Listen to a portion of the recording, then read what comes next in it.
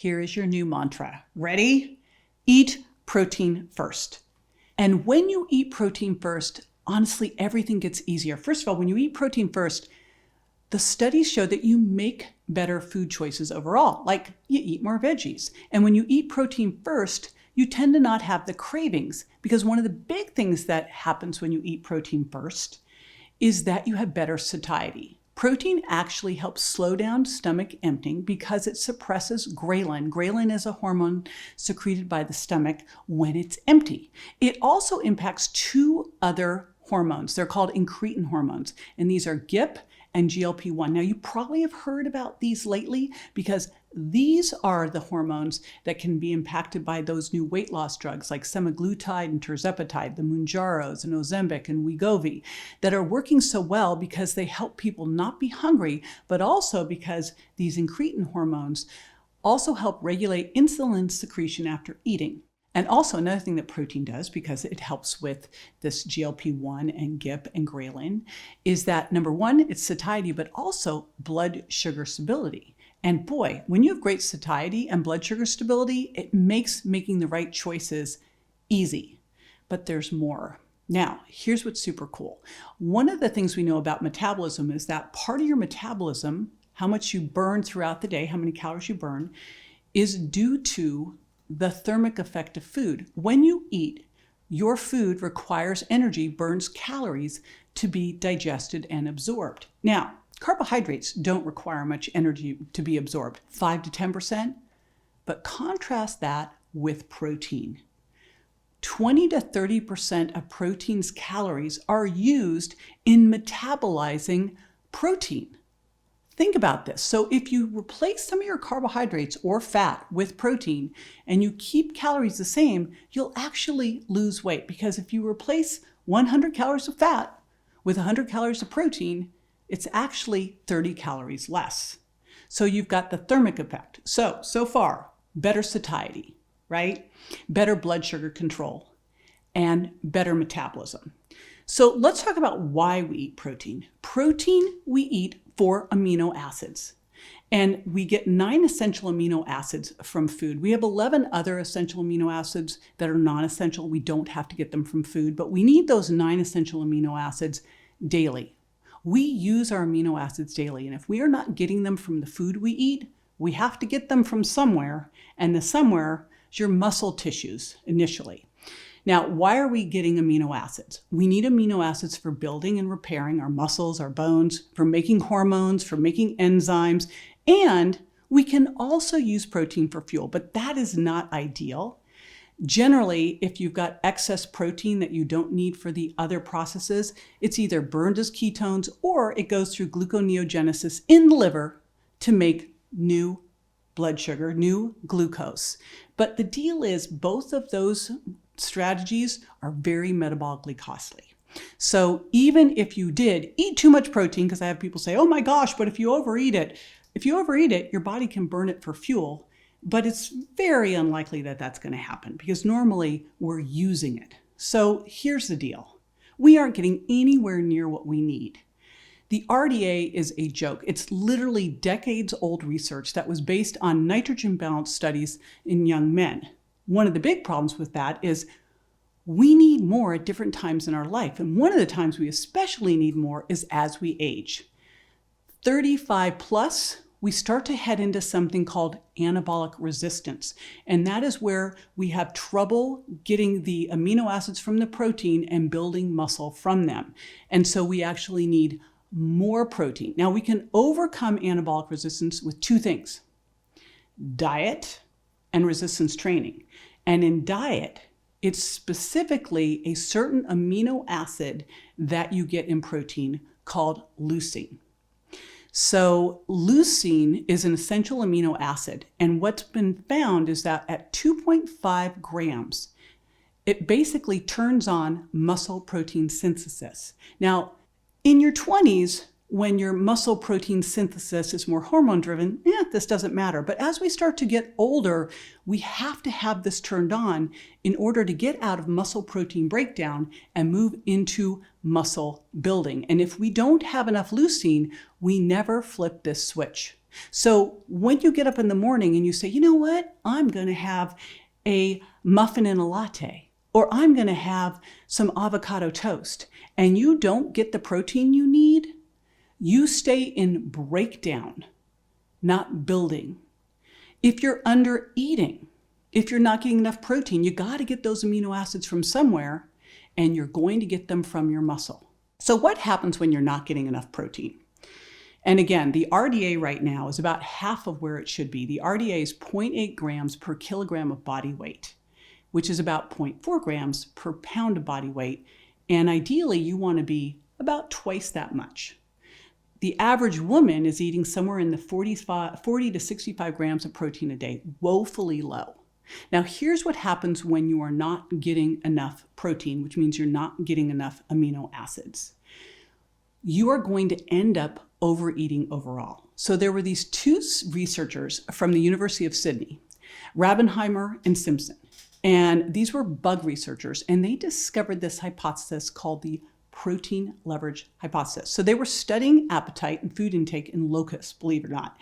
And what they found was that those who weren't getting enough protein in their diet were hungry, even when they ate enough calories, even when their calorie intake was high. And so they would overeat in order to get more protein. And so there's this problem we have right now with ultra-processed foods, and they're called protein decoys. And these are ultra-processed savory foods that don't have much protein. Think like barbecued chips. So those things that seem like they should have protein in them get us to start overeating because we're trying to get more protein. There is a hormone, FGF21, that's released from the liver that can drive savory-seeking behavior, and under conditions of low protein intake is going to make you want more of that savory food and overeat. So the protein leverage hypothesis states that human beings will prioritize the consumption of protein in food over other dietary components, and they'll eat until their protein needs have been met, regardless of how many calories they've eaten, leading to overconsumption of food when that food has low protein content. So here's the deal. Here's how we break this down. You're eating some of this ultra-processed food. You're eating things that are umami, that are savory, but they don't have a lot of protein. And if you don't have enough protein, you will continue to eat those things because your body has a drive to eat this until you actually get to enough protein, but it causes you to massively overeat. And in fact, what ultra-processed foods show us is that we tend to eat 500 extra calories a day. Holy smokes. Now, here's the next important thing here. Not all protein is created equal. We're going to be talking about animal protein and plant protein, but there's things you need to look at. You need to look at protein digestibility, protein quality, and the amino acid profile. How balanced are those essential amino acids? The deal is that animal protein has a more optimal amino acid profile and is more digestible. Plants tend to be low in one or more of the amino acids, so you actually are going to need to eat more of that plant protein to get what you need. However, the challenge with plants is that plants either come along with carbs or fat. So you end up overeating carbs and fat and overall calories to get to the right amino acid profile. Let me show you what I mean. A chicken breast, 4 ounces, has 30 grams of protein and 3 grams of leucine, and it's just under 200 calories. Now, remember I said that we needed that 2.5 grams of leucine to trigger muscle protein synthesis. So that's really what we're looking for, especially when we talk about your first meal of the day. Let's contrast that with quinoa.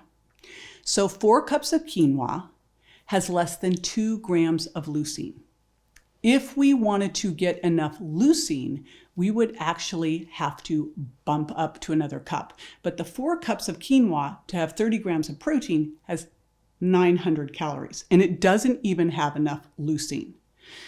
So if you are a vegan or a vegetarian and committed to doing that, first I would have you look at this and go, are you doing that for your health? Because if you're committed for your health, you may want to look at how you can start to incorporate clean animal protein into your diet. Remember, you are what you eat. I'm never advocating for factory raised animals. I'm talking wild, I'm talking grass-fed and finished and pastured.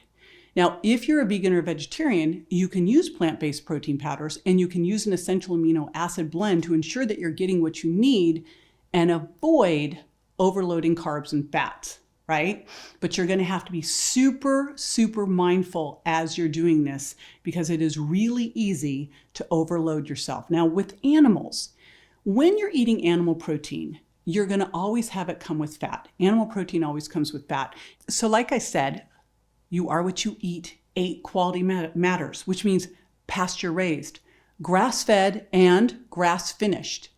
Because all cows are grass fed, but then they'll go and finish them with corn to fatten them up, and it makes them more inflammatory, right? So grass fed and grass finished, don't be duped. Wild seafood. Why is this all so important? Here's the thing. We store toxins in our fat. And so they are doing things here to fatten up these animals, fatten up this fish, and then they are giving them pesticides, herbicides, fungicides, hormones that would be stored in their fat. But also, we know that when you're eating a more pro-inflammatory diet of genetically modified corn and soy that's not even indigenous to what you should be eating anyway, that it is going to make your fatty acid profile more inflammatory as well. So you are what you eat. Choose wisely. You want to avoid those factory farmed animals because, again, the inflammation. And here's another thing. If you are not used to eating higher protein, let's say you're a transitioning vegan or vegetarian, you are also going to want to look at your digestion. We're going to talk about this in supplements, but one of the things you want to look at is using protein digestive enzymes because your body is in the state of use it or lose it. You've heard that. And if you're not eating meat or much meat, you're not producing much hydrochloric acid. And all of a sudden, if you start elevating your protein intake, your body's going to not be ready to handle it yet. So a simple fix, and I think for anyone age 30 plus or under any kind of stress, they should do a trial of digestive enzymes because the results can be amazing for how you feel. It makes it so much easier to digest things. You feel so much better. You don't feel sometimes that weighted down feeling when you eat. There's one other piece to this puzzle besides the You Are What You Eat 8. So my first big book was The Virgin Diet. And I used to go and teach doctors this course called Overcoming Weight Loss Resistance. And one of the things I taught them about was how to use a food sensitivity test to identify inflammation, because this can cause cravings and weight gain. So I had the opportunity to look at a lot of food sensitivity testing, and this is really looking at your gut permeability, how leaky your gut is, and if food particles are starting to sneak out, poorly digested food particles are starting to sneak out through your small intestine, and your small intestine is one cell wall thick, and right beyond it lies your immune system. And so if these things sneak out to where they're not supposed to be, your immune system goes, what the heck is that? And launches an immune attack. So you've got these little protein molecules called antigens sneaking across the border, and then your body launches an attack with antibodies because it sees them as foreign invaders. These antibodies, if there's just a few of these foreign invaders, will eat them and get rid of them. But likely these are things that you're doing every single day. Maybe even just a little bit, a little cream in your coffee, right? A little bit of soy milk, a little bit of sourdough bread with your avocado toast. But it's the little bit every single day that's causing the problem. And now your body is producing antibodies. These antibodies grab a hold of these antigens and form immune complexes that your body can't get rid of. And they start to build up. And what do you start to notice? Inflammation, joint pain, headaches, skin problems. You start to crave the very foods that are hurting you. You can't lose weight. Those are just a few of the symptoms of this. And the thing is, you wouldn't know because this happens slowly and you think, oh, it is just normal for me to get some gas and bloating in the afternoon. Oh, it's just normal for me to crave that morning coffee with cream. Oh, it's just normal for me to break out a little bit. When it's really your body screaming out saying, hey, this food isn't working for me. So I say this because quite often, if you are a vegetarian, you are relying on dairy and eggs for your protein sources. And dairy, whey protein, is an amazing source of leucine. It can be incredible for you. However, not if it doesn't work for you, not if you are intolerant to it. And just because you're intolerant to it now doesn't mean you are intolerant to it forever. You can heal your gut and sometimes rotate these foods back in.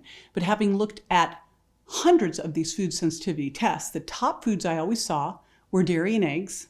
And then the next tier were soy, corn, and peanuts. And by the way, gluten was the driver for making your gut leakier. So I say this because if you're a vegetarian relying on dairy and eggs, you've got to do the work either by doing a food sensitivity test called an IgG4, or going and doing the virgin diet to figure out which foods work for you and which foods don't, so that you're not starting to eat something every single day that's creating inflammation and making you worse, not better.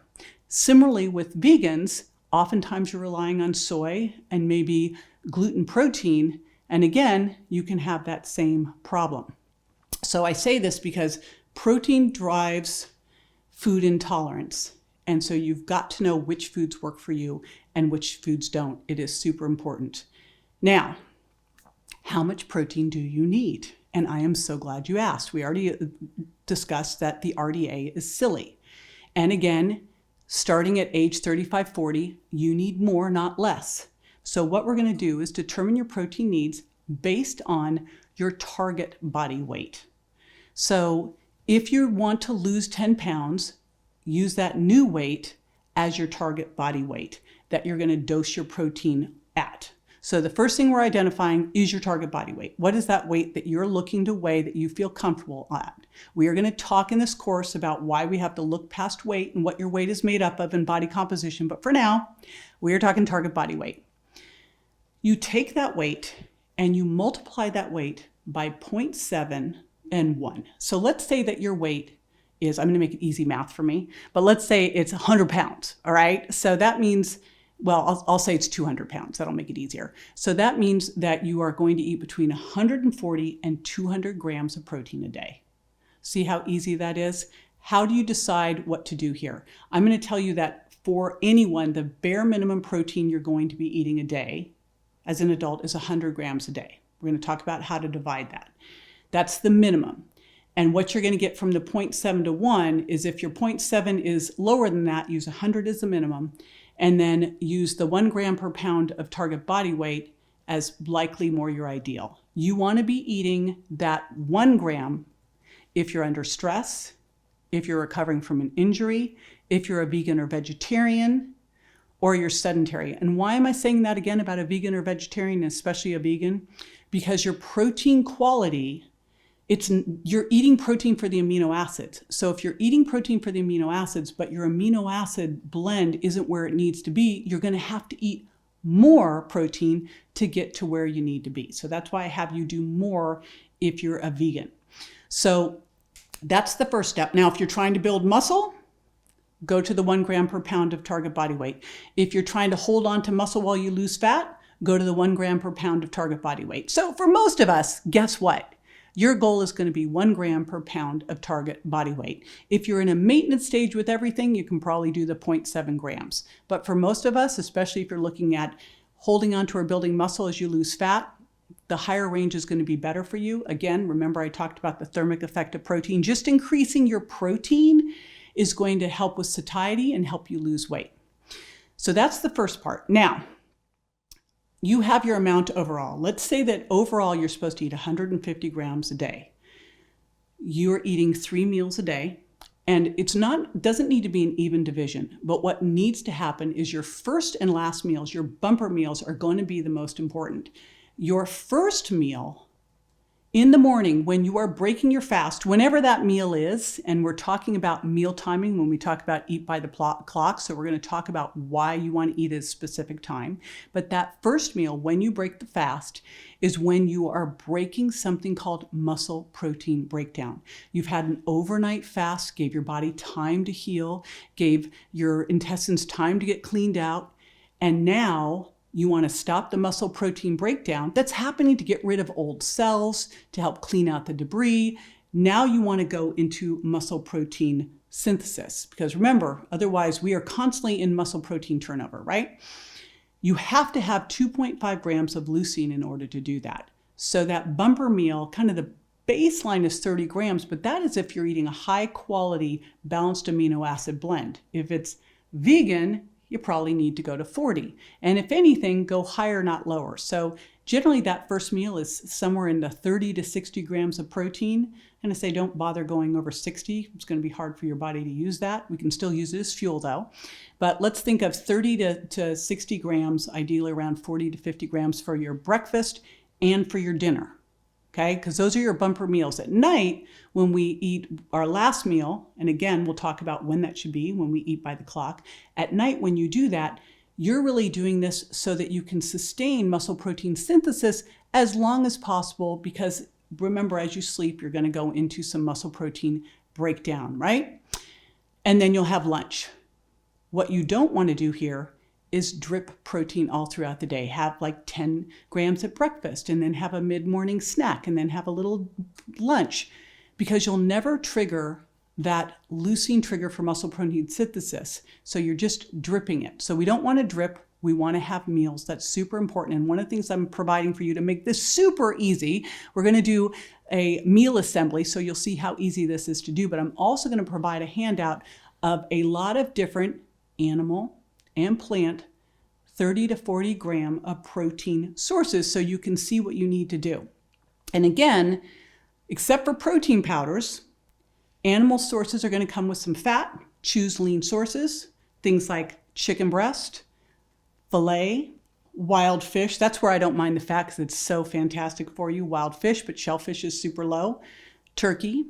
And then on the plant protein, plants either come with carbs or fat. So you just need to make sure that you're adding that in. And again, we'll give you that handout. So here's the big thing. Your new mantra, eat protein first. Your next thing is getting minimally at least 30 grams at each meal. A little more is better, and minimally 100 grams overall, but really dose it per your target body weight, because that is going to make it so much easier for you to improve your body composition without any hunger along with it.